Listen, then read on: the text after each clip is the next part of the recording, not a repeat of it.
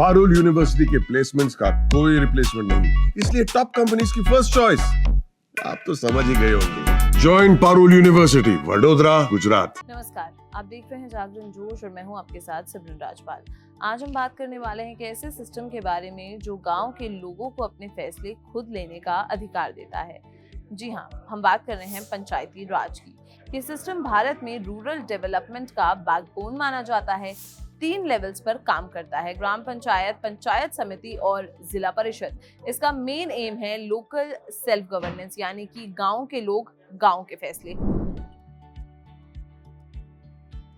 लेकिन एक बात ध्यान रखनी चाहिए, पंचायती राज पूरे देश में लागू नहीं है। कुछ जगह जैसे नागालैंड, मेघालय, मिजोरम और कुछ ट्राइबल और हिल एरियाज में ये सिस्टम अप्लाई नहीं होता, जैसे मणिपुर का हिल एरिया जहां डिस्ट्रिक्ट काउंसिल होता है, या फिर दार्जिलिंग जहां गोरखा हिल काउंसिल का सिस्टम है। दोस्तों, ये सिस्टम नया नहीं है। हमारे एंशिएंट भारत में भी विलेज पंचायत्स हुआ करती थी। ये लोगों के इलेक्टेड काउंसिल्स होते थे जिनमें जुडिशियल और एग्जीक्यूटिव पावर्स होती थी। लेकिन मुगल और ब्रिटिश रूल के दौरान ये सिस्टम धीरे धीरे कमजोर हो गया। इंडिपेंडेंस के बाद कॉन्स्टिट्यूशन के आर्टिकल 40 ने कहा कि स्टेट को विलेज पंचायत्स को ऑर्गेनाइज करना चाहिए और उन्हें पावर देनी चाहिए ताकि वो सेल्फ गवर्नेंस कर सकें। तब से लेकर अब तक कई कमिटीज बनी जो इस सिस्टम को मजबूत करने में लगातार काम कर रही हैं। सबसे पहला मेजर स्टेप था बलवंत राय मेहता कमेटी 1957 में।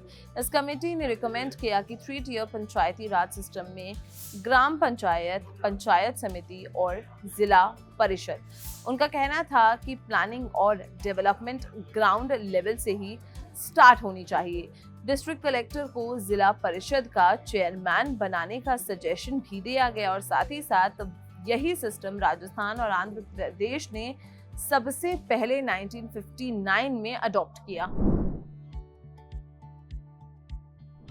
1977 में आई अशोक मेहता कमेटी ने कहा 3 टियर सिस्टम थोड़ा कॉम्प्लिकेटेड है, उसकी जगह 2 टियर सिस्टम होना चाहिए, यानी कि जिला परिषद और मंडल पंचायत। उनका फोकस था डिस्ट्रिक्ट लेवल को प्लानिंग और एग्जीक्यूशन का मेन सेंटर बनाना। साथ ही कहा कि पंचायत को अपना खुद का रेवेन्यू जनरेट करने का राइट मिलना चाहिए थ्रू टैक्सेस।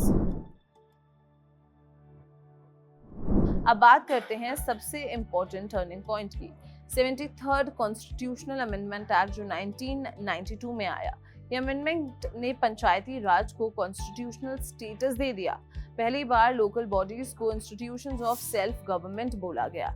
इसके अंडर आया पार्ट 9 आर्टिकल 243 से 243 तक। ये अमेंडमेंट ने रूरल गवर्नेंस को मजबूत बनाया और इलेक्शंस को मैंडेटरी बना दिया। अब कोई भी स्टेट अपने मन से इलेक्शंस पोस्टपोन नहीं कर सकते थे।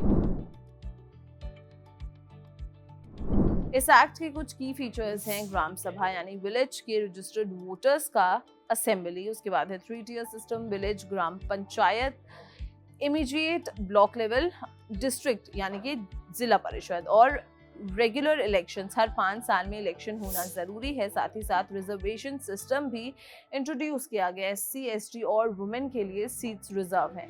वुमेन के लिए तो मिनिमम 1/3 सीट्स और चेयरपर्सन पोस्ट्स रिजर्व की गई हैं। शेड्यूल्ड एरियाज में पंचायती राज को लागू करने के लिए पार्लियामेंट ने 1996 में PESA एक्ट पास किया। इसका मकसद था ट्राइबल कम्युनिटीज को उनके ट्रेडिशंस के हिसाब से लोकल गवर्नेंस देना। ये एक्ट ट्रेडिशनल प्रैक्टिसेस को रिस्पेक्ट करता है और इंश्योर करता है कि higher level panchayat local power के राइट्स पर कब्जा न करें।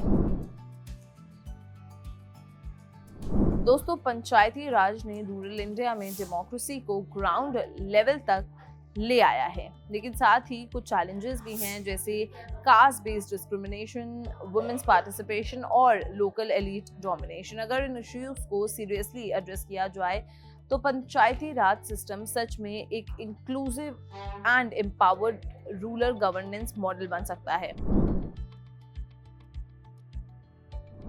पंडित नेहरू ने कहा था, authority and power must be given to the people in the villages. और दोस्तों आज भी ये बात रेलेवेंट है।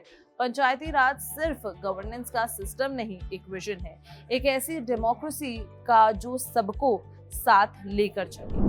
तो पंचायती राज पर ये वीडियो आपको कैसी लगी हमें कमेंट सेक्शन में जरूर बताएं, और अगर ये वीडियो पसंद आई हो तो इसे लाइक और शेयर करना बिल्कुल भी ना भूलें, और ऐसी ही और इन्फॉर्मेटिव वीडियोस के लिए सब्सक्राइब करें जागरण जोश को। मिलते हैं अगले वीडियो में, नमस्कार।